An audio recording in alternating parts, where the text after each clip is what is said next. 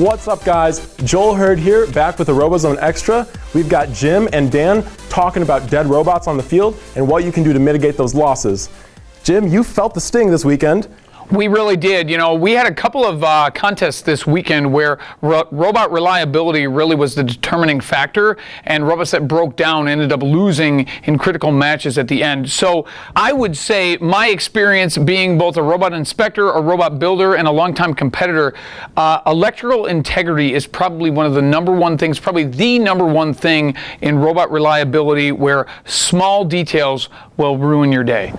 Yeah, so and I FTA at some of the events, and that's what we see a lot. So number one, make sure your battery is charged.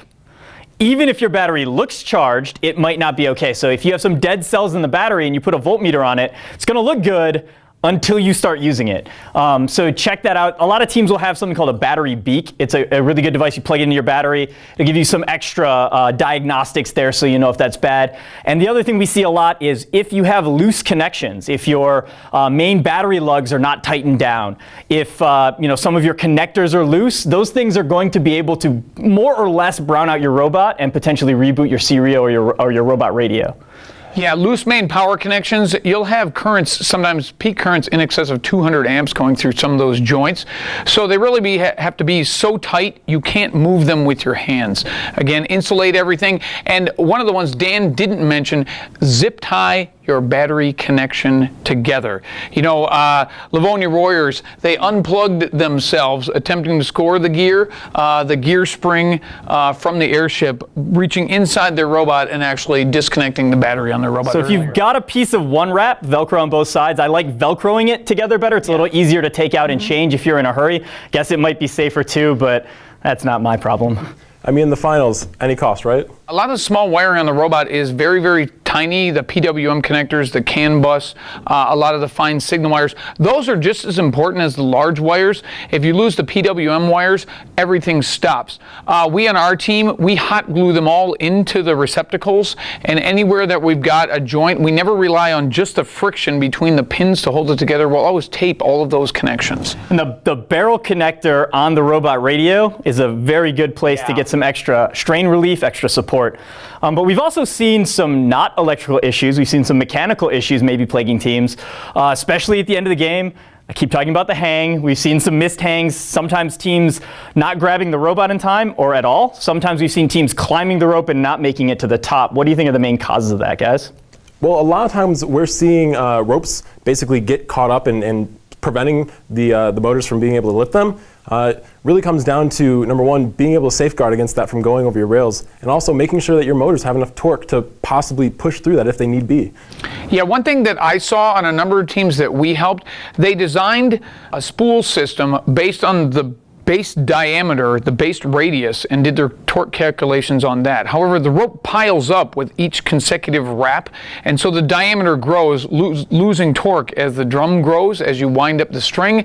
And a lot of robots still get 2 feet off the ground and then stall because the drum has gotten effectively larger.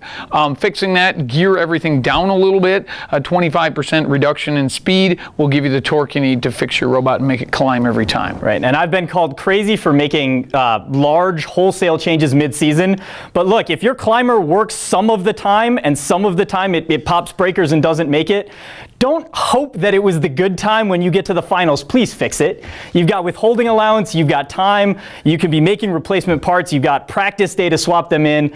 It's totally worth it. It's going to make your season more successful. Dan, we got 75 teams already here in week 3 who have played their 2 First in Michigan events and are already, considering going to the state championship. At the state championship, even in qualifying, what do you think the hang percentage ratio will be? Wow, I think it's going to be north of 75%. Yeah, so basically almost every team is going to hang almost every time. If you don't have a hanger on your robot that you believe you can get to work almost every time, you should be working on it to get it to 100%. I actually disagree, because I think what we saw a little bit with Gull Lake, where we had Fully Freeze putting down the trap, trying to hold robots back, that is a potential strategy that might cause a lot more robots to miss as people pick up on it.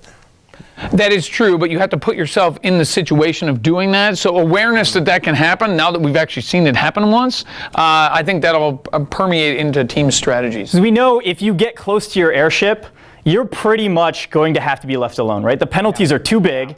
The free climb, tech files, you can't hang out there, right? So as long as you're smart as a team and you're putting yourself in a position to be ready to hang, I don't think you should get caught by defense too much. Now, where we'll see it make a difference, though, is especially as we get late in the state championship and matches are getting closer, and you have to push for those extra couple balls shot. You have to push for that extra gear. That's going to put you in some bad situations. So that has been another RoboZone Extra. Some things maybe to think about in this coming week, and we'll see you next week.